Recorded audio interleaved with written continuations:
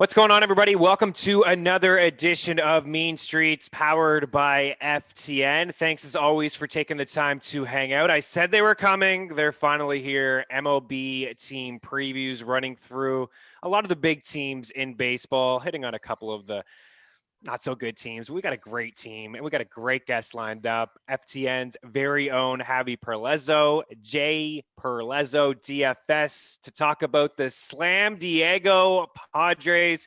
Javi, thanks for taking the time to join me today.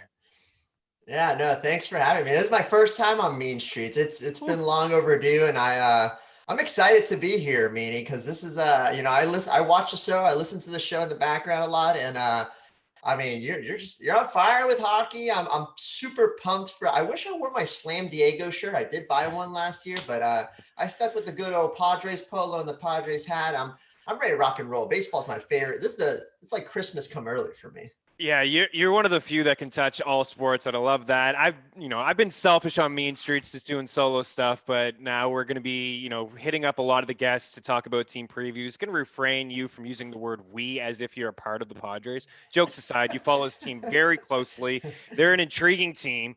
They've made a lot of moves in the offseason. We'll get to that in a little bit. So, going to run through basically the ins and the outs, who's in, who's out. Talk about fantasy baseball, a little bit of a perspective there. If you're drafting, or maybe some guys going too early, some busts, some targets in there, get a sleeper from Javi. We'll touch on some odds, some win totals, and some interesting props too with all the talented players that San Diego has. But if you're just joining and you wanted to be part of the FTN crew this summer for baseball, it's basically here. Of course, spring training in full effect now. MLB package, still pretty decent deal going on right now. Going to get you everything. Going to have, exclusive live streams, podcasts, articles, cheat sheets, a new MLB FTN optimizer, which is phenomenal. It looks fantastic. Yes, it really does. And Javi and I will be with you all baseball season long, premium chat, all the good stuff there. So check out ftndaily.com for all the goods. Javi, let's get after it. And so the Padres, 2020 was weird, shortened season, but they were 37-23, second in the NL West, 6 back of the Dodgers, the second most wins in the NL and the third most in baseball. They made it to the postseason. Obviously, they took care of the Cards 2-1 in the NL wildcard series, and then they got swept by the Dodgers. I know that hurt you quite a bit, but they lost to the champs. So you lost to the best, but they made a lot of additions. We'll roll through some of the odds in a little bit, but I will throw out a couple right now. 9-1 to win the World Series using our free prop shop over at ftnbets.com. That's BetMGM 9-1. Plus 425 to win the NL pennant at William Hill Sportsbook. Plus 200 to win the NL West, and their win total at 94.5. So a lot of additions, man. Bringing Yu Darvish, a big trade, 7-player deal involving Zach Davies and 4 prospects, none of which were top 10 inside the organization, which is a plus. Yes. Crazy. Trade for Blake Snell as well. 2018 Cy Young winner. Not bad. And they also bring in Joe Musgrove. So you got, 3 solid pitchers here atop the rotation in Darvish, Snell, and Musgrove. Love Musgrove coming over from Pitt. Then Lamet, then Paddack. And you got Mackenzie Gore inside the organization. This team is absolutely loaded. So let's just talk about the pitching staff first. Who are you more excited about getting, Darvish or Snell? And are these guys targets for you in season-long drafts? And I'm sure we'll be talking about them quite often in DFS when they're on the hill. Yeah, no. So my top target here is Snell over Darvish personally. Snell, yeah, he's had the injuries. I've kind of heard him he basically doesn't really have a full season under his belt because he's always hurt, but the guy's got outstanding stuff. He's got, I believe, 4 pitches. He's working on another 5th pitch or something like that. But the guy is just a straight up stud. As you mentioned, Cy Young, it seems like he's a candidate every year too. If he can just stay healthy. Yu Darvish, similar. He was a sneaky guy. No one really talked about Darvish last year. He's had a few inconsistent years. There's been a lot of discussions about regression, which, I can see that, especially at his age. But the guy was one of the best in the NL last year. And the thing to touch on is that Petco Park, where San Diego plays, is a pitcher's park. So these guys are getting an upgrade. Like Blake Snell, yeah, you can say Tropicana, which is, I don't know if you've ever been there, Meaney. Don't go to Tropicana Field, one of the worst Not on my ballparks you bucket ever. list. Yeah, it's one of the worst ballparks in the MLB, probably the worst if we're being honest. But they say sometimes that's a pitcher's park, but Petco, it is definitely a pitcher's park. With Darvish going from Wrigley to here as a home field, like this is an upgrade for both of them. So I like them both. But for me, I like Snell more than I'm more pumped up about if he can stay healthy. That's the key. You can't predict obviously injuries.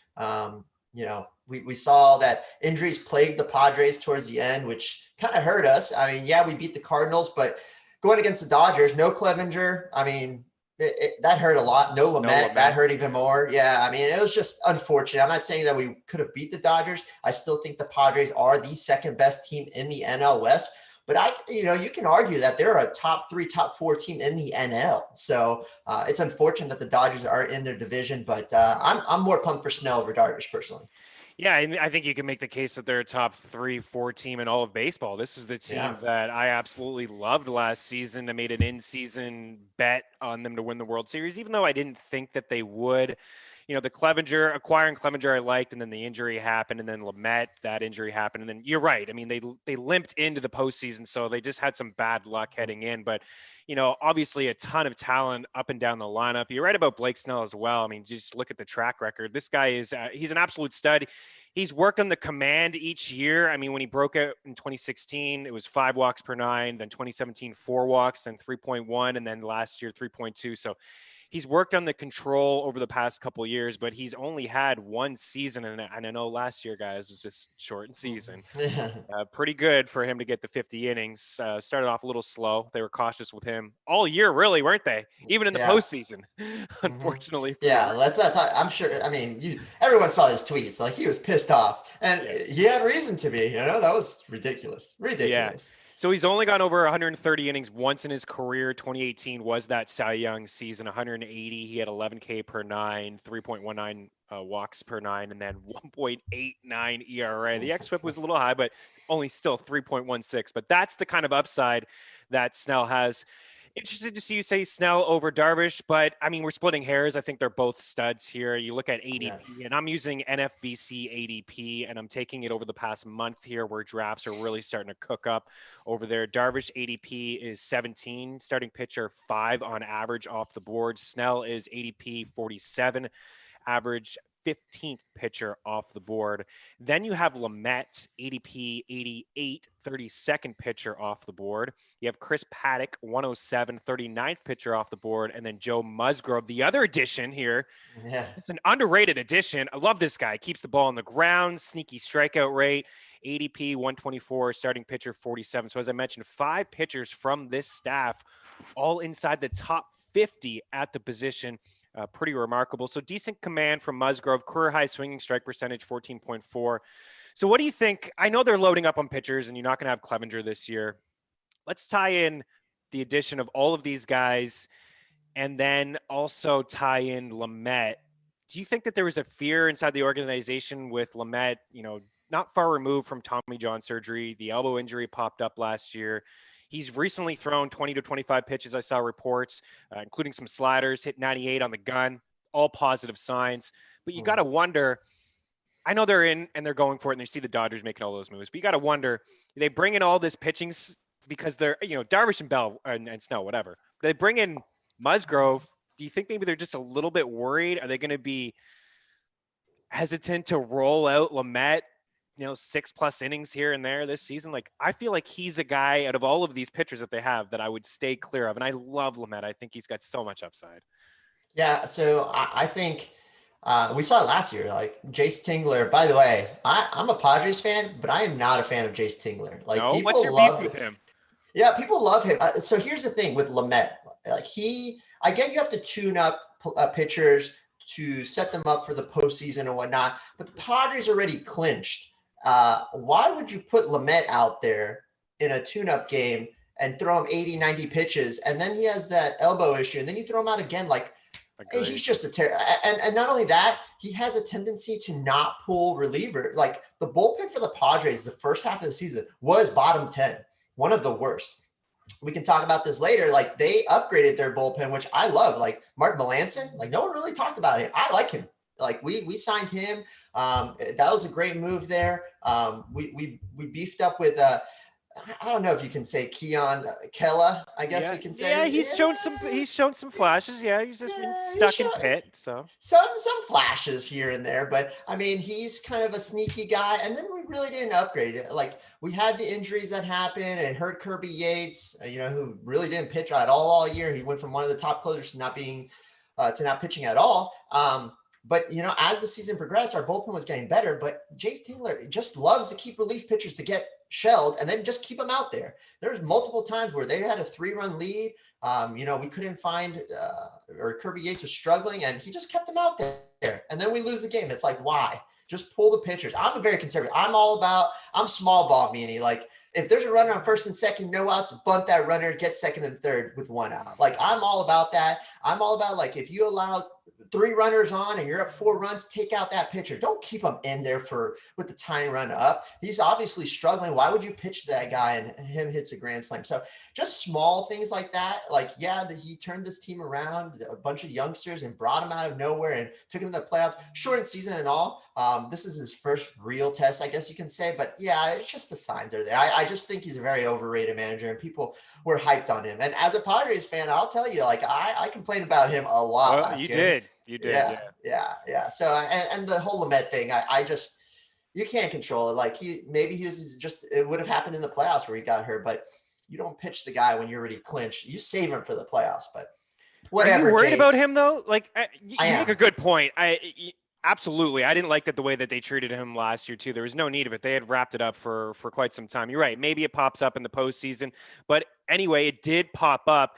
And now, I've seen this before with other pitchers. Like, obviously, all the teams are going to downplay everything. Boston did it with Chris Sale's elbow.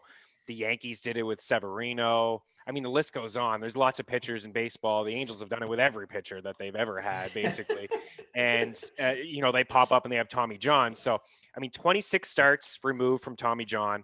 6+ innings in half of his outings last year, 6 of 12, double-digit K in 4 of them. So we know that the upside is there. I'm encouraged. I like the fact that he was throwing some sliders in, some simulated games. This just happened last weekend, and hitting 98 is very encouraging. But if there's one Padre pitcher here going in the top, like I said, his ADP is 88, starting pitcher 32.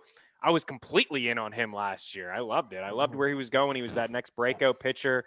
But I think, is he a bust? Is that the one guy maybe on this loaded Padres rotation that you would just avoid?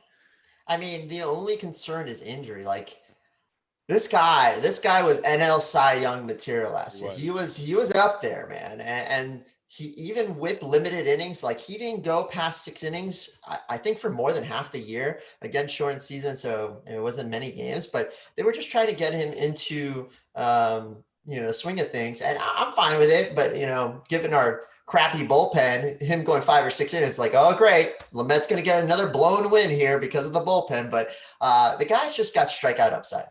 Look at his K per 9. The guy, every inning, it seemed like he had multiple no-hitters going into the 6th inning last year. And the guy's just low whip, low ERA, high strikeouts. But yeah, that injury risk, towards the end of last year where he missed the playoffs because of that, that's very concerning. So I hear you, Meaney. I don't think it's a bust though. I'd say you take a shot. I know it's risky to say, but the upside for Lamet is there. Like if he's healthy, I'd say if there's a bust, unfortunately it is Paddack. And I don't know how much of a bust it'd be with going Chris Paddack, because again, he struggled mightily last year. His biggest issue is he just can't pitch against left-handed batters. You look at those splits, and against righties, the guy's a Cy Young candidate. Against lefties, he's Spencer Turnbull, who we saw already in spring training, allow a lefty to hit a home run rate. But that's the way Paddack is. He just allows a ton of hard contact to lefties. Double the average for lefty hitters versus righty hitters is double there. He allows a ton of power. It's unfortunate, but maybe he figures it out this year, but he definitely had a sophomore slump. So I think Paddack is the bust. And again, given his ADP and whatnot, he's going obviously later than these guys, but he's still like from what we saw year one versus now, I think that's the guy that we should have some concern with still, unless he turned it around. So Yeah. So yeah, you bring up good points. I think I'm just afraid of Lamet, but it depends on your draft strategy, what you want to do. I think if Lamet is like your first or second pitcher, you're going to have to take some upside guys after. I wouldn't feel great about him being like my one ace. Like I would need some insurance. And Paddack going a few picks later, ADP 107, so roughly 20 some odd picks later. SP 39. Yeah, Paddack is interesting, and you just nailed all the stats. I mean, I'm looking at them right now against lefties, a 25% line drive rate, righties 13%. The hard hit rate was much higher against lefties. Lefties slash 270, 311, 533. The WOBA is 350. That was in 31 innings, 18 bombs allowed to lefties. And that's what's interesting to me with Paddack too, is, looking at him overall and comparing the 2 years, and again, small sample size with last year, but the ground ball percentage went up, but the fly ball rate went down. The hard hit rate went down, but the bombs went up. Like all of a sudden he was just giving up bombs, but the ground ball rate went up. 12 starts, never pitched into the seventh inning once. 6+ hits in 5 outings, 2+ home runs in 4 outings, 5 or fewer K in 7 of his 12 starts. So not going deep into the game and not racking up those strikeouts. The ERA was 4.73, but the xFIP was 3.77. I feel like we could see a bounce back from him, but he does need to figure out lefties, and he needs to go a little bit deeper into ball games. It's weird that they're a little cautious with him and not so much with Lamet. Yeah. No, it is weird. And they were cautious with Lamet in the beginning of the year. But then as time progressed, they let him pitch more and more. But the main thing was Paddack. Like he had a short leash with Paddack, but he didn't have a short leash with these relief pitchers that are allowing 3, 4, 5 hits. And, they had their 5-run lead came down to a 1-run lead. And I just don't understand. That's the thing that was frustrating about Tingler. I don't know what to expect. He's just so inconsistent, and that's the problem that I had. So I have no idea. I get it. Like I love the short leash on Paddack because he was struggling so bad. But I don't even think he got a start in the postseason last year because he was struggling. But it's just tough to trust him. And unless he figures out, how to pitch the lefties, Paddack's in for a rude awakening, especially the NL West is not what it used to be. Arenado's gone, Yeah, used to have to pitch in Coors, but that's a big loss for the Rockies. They don't really have any lefties that scare me. The Giants, please. Diamondbacks, please. Dodgers, run away. All right, let's talk about Darvish before we get into some bats, and we got some props here to round things out. So Drew Pomeranz, you mentioned Yates gone. He was awesome a couple of years ago. He's now with the Blue Jays. So Pomeranz probably going to get the bulk of the save opportunities, I would imagine. Fangraphs has him projected for 21 saves, Pagan for 6, Melanson for 5, which you alluded to. A nice addition, a bounce back campaign from him. A few years ago, he was among the leaders for closers. He was awesome, and then some injuries, and he went through some stuff. But he certainly bounced back over the past couple of years, and he could get a couple saves in there as well. Over at NFBC ADP, and this depends on everybody's strategy is different when it comes to relievers. I like to maybe lock down one top 10, and then I'll just choose a couple a little bit later on throughout my draft. But once the ADP is a wide range of outcomes for Pomeranz. It's 125 to 466. What's your relief pitcher strategy, and is he on your radar?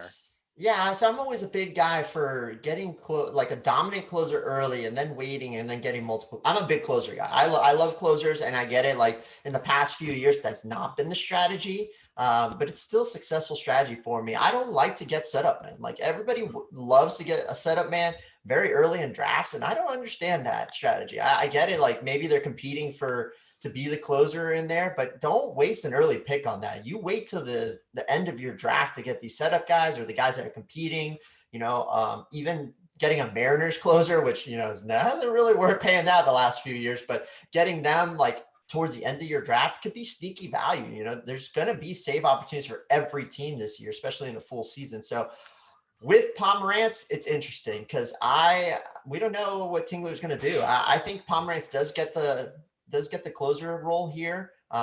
So I like him. They're going to get a ton of opportunities. The Padres love to win close games, so he's going to get a ton of chances. And I like what I saw last year. He's a ground ball pitcher, very consistent. I think that ADP is fair, but I wouldn't say he's one of the elite closers. Again, his K per nine and his strikeouts aren't as high as these other guys, like, the haters of the world. Jansen, he's kind of washed up, Chapman, et cetera. But for me, it's just, I think it's right where it should be. But again, I'm also biased because I'm a big closer guy. I mean, I believe in the stat, especially if you have a dominant one. It lowers your ERA, it lowers your WHIP. You get, like if you're doing roto, lowers your ERA, lowers your WHIP. You get your save points up there. You're not going to get wins, but you can get a good chunk of Ks too, especially if they pitch 3-4 times in the week. So, yeah, I'm biased. I'm pro closer. It's a strategy that I like. I mean, like I said, I like to get one top 10. You could usually find one or two if you're aggressive on, the waiver wire throughout the year. But if you're playing in a high stakes league, and in a roto league, you need to have saves. So you're just not going to be able to compete. So you need to have a couple there. So I certainly get the strategy. In the Great Baseball Invitational that's still going on in the draft, I was able to lock down. I was picked at the 14 spot, and I went Bauer and then Darvish, and then I just forgot about pitching for a little bit. And I've grabbed 3 closers, so I feel like my ratios will be pretty solid there. I'm going to rack up some Ks. That's the one reason I lean Darvish over Snell. Again, there's a bit of a difference between the two in terms of ADP, but I have no problem where Darvish is going. Double-digit strikeout rate is probably where we're going to get K per 9, and the walks, like the command it's amazing. He's got so much control, since he returned from the Tommy John. 1.66 walks per 9. I don't think it'll be sub 2, but I definitely think it'll be sub 3, and that's my splitting hairs between the two. Darvish maybe a little bit more durable, and Snell, maybe the command isn't there as much. But there were some other additions in San Diego as well. I mean, this lineup is absolutely loaded. We've gone 20 minutes and we haven't even talked about Fernando Tatis Jr. I mean, my goodness. But let's save him. Let's talk about Ha-seong Kim, the KBO superstar. This guy put up video game like numbers. I mean, he signed a 3-year, $25 million deal, 30 bombs in the KBO last year, 19 plus in 6 straight seasons, 100 plus RBI and runs over his last 2 years. It's each of his last 2 seasons. Added to that, 56 stolen bases, hit 300 in both years as well. Fangraphs has him projected for 11 homers, 100 combined runs and RBIs, 10 stolen bases, hitting 260. I know, he's going to have some adjustments. I don't know if he's going to be playing every day. I really like Cronenworth.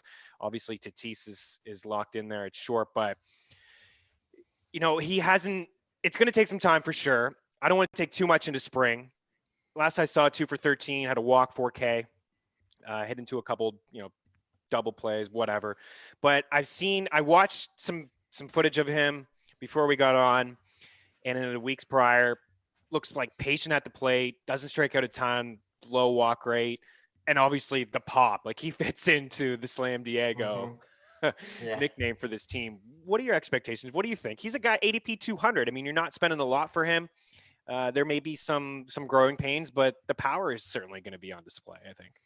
Yeah, I mean, this guy, like I was telling you off screen, is this guy, when KBO was the main sport that we were playing, I rostered this guy all the time on the Kim Woon Heroes.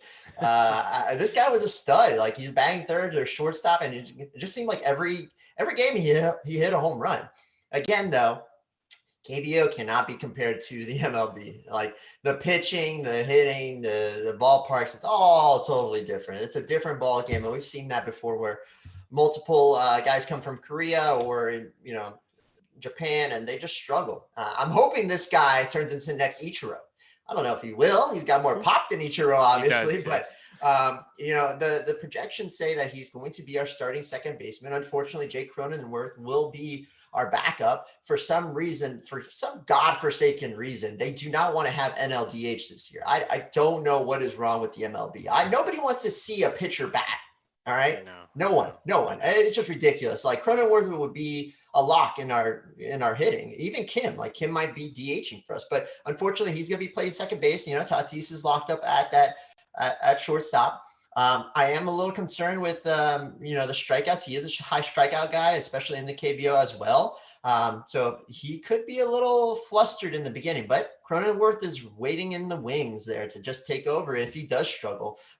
They've been talking about Kim being an option in the outfield too, but again, we're pretty locked up there too. Pham, Grisham, Will Myers. Hopefully we finally trade Will Myers. We've been trying for about 17 years, it feels like, to trade him, but he's been traded everywhere, that guy. No, but he had a nice, solid season last year. One of the great few year. They all matched lefties, right? But he was one of them that had a great year against lefties. Yeah, no, I mean, they had this was a great year for the Padres in general. So, I mean, I think that this is a prime spot for Kim to thrive, especially in this lineup. He's going to get opportunities here. I'm not sure where he's going to bat in the lineup.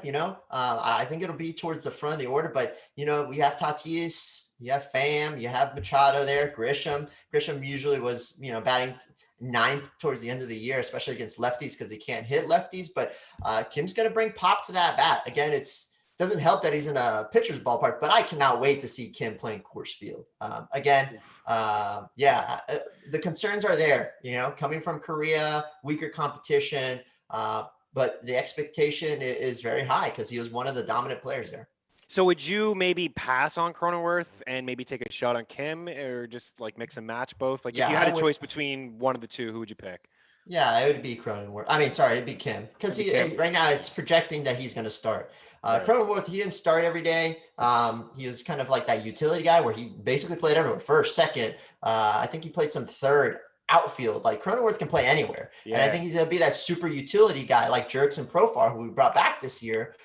So, I mean, if Kim struggles, the chance is there, but I would not even draft Kim personally. Unfortunately, it hurts. It pains me to say that because it's a Padre guy. I want to draft this whole lineup. This whole lineup is great. Like you can draft I don't see anybody on here that you cannot draft. Like Will Myers had a bounce back year. Grisham might be the odd man out there. Maybe even Austin Nola at catcher. I think, he struggled with the Padres, but he's a great catcher where it's a very thin position in fantasy, but I would not draft Kim. I would wait till late rounds. I wouldn't